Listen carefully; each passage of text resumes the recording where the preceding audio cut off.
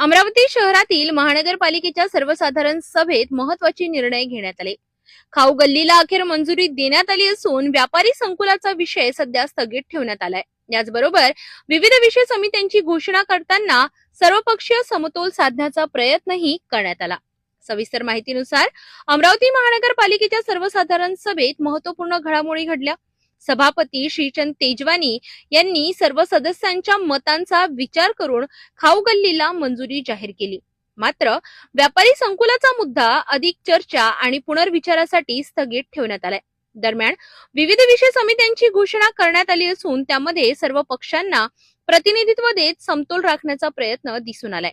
महिला व बाल कल्याण समितीत भाजपच्या नूतन भुजाडे, सुरेखा लुंगारे आणि लता देशमुख यांचा समावेश करण्यात आलाय. तर काँग्रेस, राष्ट्रवादी काँग्रेस, युवा स्वाभिमान, शिवसेना, बसपा आणि AIMIMच्या पक्षांनाही प्रतिनिधित्व देण्यात आले.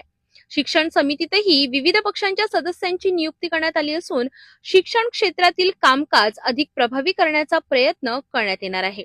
याशिवाय स्वच्छता समितीतही दुरुस्ती करत नव्याने सदस्यांचा समावेश करण्यात आलाय.